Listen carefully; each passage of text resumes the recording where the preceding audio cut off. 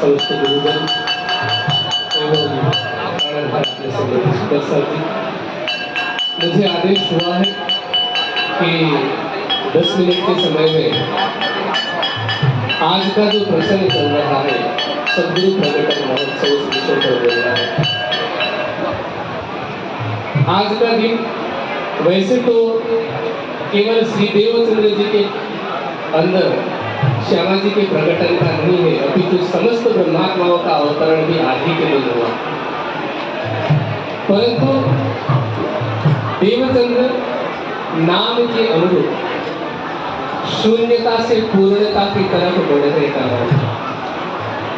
जैसे चंद्रमा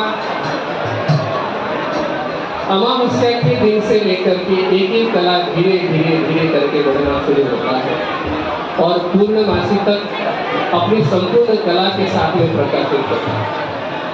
वाणी में श्री देवचंद्र जी को चंद्रमा की ही उपमा दी गई है और धर्म ग्रंथों में भी श्यामा जी और इंद्रावती जी को सूर्य और चंद्र के नाम से संबोधित किया और कहा कि सुंदरी चेंदिरा सत्यो नामाभ्याम चंद्र सूर्य मायांधकार विनाशाय प्रतिबुद्धे भविष्यति कलयुगे।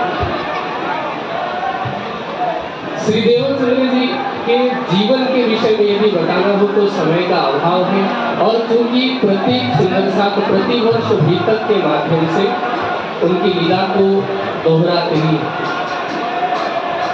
परंतु प्रकटन दिवस के अवसर पर या बीतक के अवसर पर प्रतिवर्ष उनको याद करने का भाव ये है कि उनके जीवन से हम कुछ शिक्षा, उनकी जीवनी अध्यात्म की यात्रा में पहला कदम भरने से लेकर अपने लक्ष्य तक पहुंचने की जीवनी।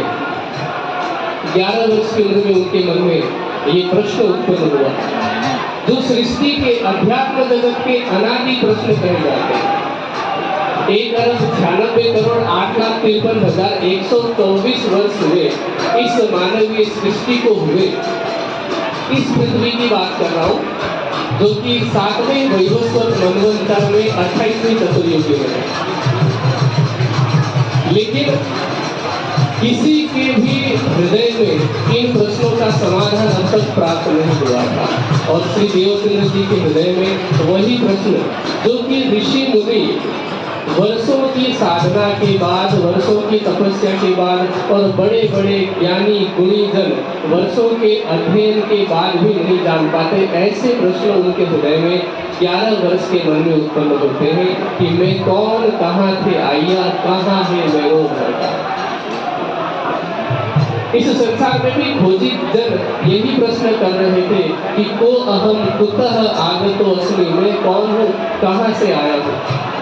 समाधान किसी को भी नहीं मिला और वह समय जब अज्ञानता का अंधकार ही छाया हुआ था हर दृष्टि से, चाहे वो सांप्रदायिक कट्टरता की आंधी हो, चाहे वो छूत छात का बोलबाला हो, चाहे पौराणिक कर्मकांड हो या बाह्य आडंबर हो, श्री देवचंद्र जी उस अज्ञानता के अंधकार को धीरे धीरे चीरते गए और अपनी पूर्णता की तरफ पहुंचे।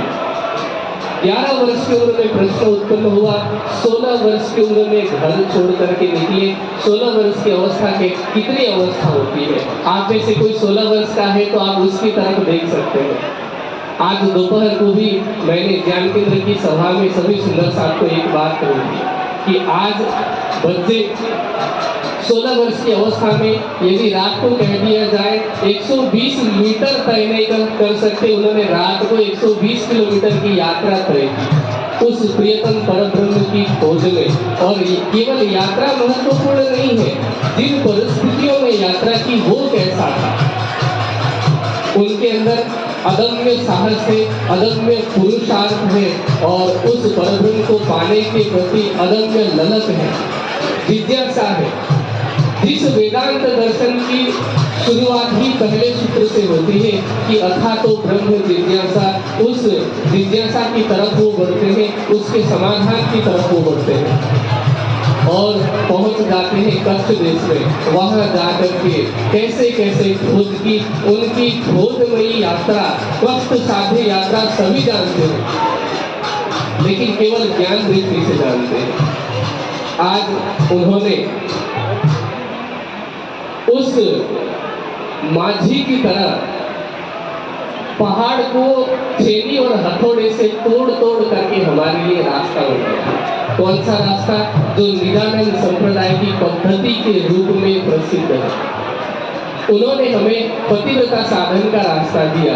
उन्होंने हमें वो पद्धति दी जिस पद्धति का अनुसरण करके हम क्या पा सकते हैं। हम पद्धति में कहते हैं श्री देवचंद्र जी निजानंद जिन प्रकट करी संप्रदाय तीर्थे हम यह लखी है द्वार पावे अब ते। उन्होंने हमें ब्रह्मवाणी का बीजारोपण करके दिया जो इंद्रावती जी के द्वारा वृक्ष के रूप में बड़ा हुआ और जिसका जो फल है वह आत्म जागृति है।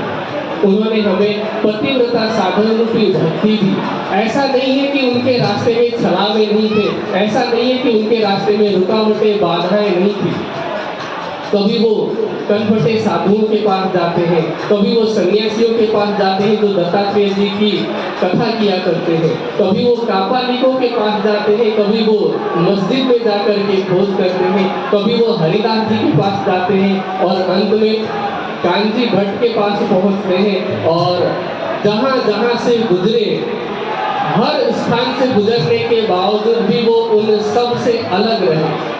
उनके मन में केवल यही प्यास थी कि मुझे परब्रह्म को पाना है। और जिसके हृदय में प्यास होती है वो किसी एक कुएं से या वो किसी एक घाट से बंधकर नहीं रहता है। जहाँ कहीं भी स्वच्छ जल दिखे, जहाँ कहीं भी पीने योग्य जल दिखे, वो वहां पर पहुंचता है। तो उन्होंने हमें पतिव्रता साधन दिया। आज मैं एक विडंबना ही कहता हूँ कि सद्गुरु धनेश्वरी देवचंद्र जी ने हमें पतिव्रता साधन दिया, लेकिन हम कहीं न कहीं सामाजिक दबाव में आकर के, आस पड़ोस के लोगों के सांप्रदायिक दबाव में आकर के उसी पतिव्रता साधन से भी, जो कि हमारी भक्ति है, उससे भी खिलवाड़ करते हैं। हम एक प्रियतम परब्रह्म को छोड़ करके आज इस मंदिर में जाते हैं, कल उस मंदिर में जाते हैं, सोचते हैं कि आज इनको खुश कर ले, कल उनको खुश कर ले, राज्य तो हमारे अपने ही है। ये कौन सी भक्ति है? हम कई बार सनातनी कहलाना चाहते हैं अपने आप को, लेकिन हमें पता ही नहीं कि वास्तविक सनातन किसे कहते हैं। जो वेद की आज्ञा का पालन करे वास्तव में वो सनातनी है। जो ब्रह्मवाणी की आज्ञा का पालन करे वास्तव में वही सुंदर साथ है। और वेद का जो व्याख्यान ग्रंथ है सतपथ ब्राह्मण, उसका कथन है यो अन्य देवताम उपासते स न वेद यथा पशु भी रेव देवाना। गीता ने कहा कि उस परब्रह्म को पाना है तो अव्यभिचारिणी भक्ति होनी चाहिए। श्री देवचंद्र जी ने हमें उसी अव्यभिचारिणी भक्ति को सरल शब्दों में पतिव्रता साधन का नाम दे करके बताया, जिसे ब्रह्मवाणी में हम कहते हैं पतिव्रता पड़े सेविए न थइए वेश्या जेव, एक मेली ने अनेक चीजें तेरी खाए धनीवट के। श्री देवचंद्र जी जिस तरह से शून्य से निकलकर पूर्णता की तरफ बढ़े, आज हम भी कहीं न कहीं ज्ञान से तो परिपूर्ण है, लेकिन यदि आध्यात्मिक अवस्था हमारी देखें तो हम भी शून्यता में ही हैं। यदि हम उस ज्ञान को आत्मसात करके आगे बढ़ते हैं तो धीरे धीरे एक एक कला हमारी बढ़नी शुरू होगी। अब आवश्यकता है कि यूं तैयारी कीजिए, आगू करनी है दौड़, सब अंग इष्ट लेके निकसो ब्रह्मांड फोड़। श्री देवचंद्र जी की जो जीवनी है उसमें कहीं भय नहीं दिखता, कहीं दबाव नहीं दिखता, वरना दबाव देने वालों की कमी थोड़ी थी। उनके स्वयं के घर वाले भी नहीं चाहते थे कि वो आध्यात्मिक बने। आज यहाँ तो आप जिनको ढंग से जानते ही नहीं, बस केवल यही सोचते हैं कि चार लोग क्या कहेंगे, जिन चार लोगों का आपको नाम भी पता नहीं है। श्री देवचंद्र जी ने कभी ये नहीं सोचा कि दुनिया क्या कहेगी।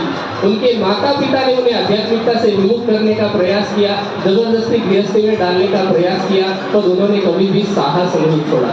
यदि हमें आध्यात्मिकता की ओर आगे बढ़ना है, आत्म जागृति की तरफ आगे बढ़ना है, तो केवल ब्रह्मवाणी की सुने, केवल श्री जी की सुने, केवल श्री देवचंद्र जी ने जो रास्ता दिखाया है हम उसी की सुने।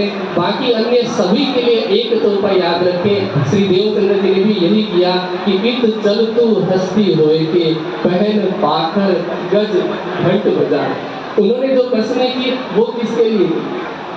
कि कई कसौटी करी दुल्हन सो भी कारण वास्ते सयन। और आज देवचंद्र जी जिनके अंदर श्यामा जी की आत्मा महामती जी के हृदय में पन्ना जी में ही विराजमान है, जब वो देखती होगी कि जिन ब्रह्मात्माओं की जागने के लिए मैंने इतनी कसनी की, इतनी कसौटी की, आज मेरे बताए गए रास्ते पर तो नहीं चल रहे थे, मेरे बताए पतिव्रता साधन पर नहीं चल रहे, अनन्य प्रेम लक्षणा भक्ति को छोड़ करके दुनिया के कर्मकांड और बाह्य आडंबर में ही उलझी है, तो फिर श्यामा जी के हृदय में क्या भाव आता होगा।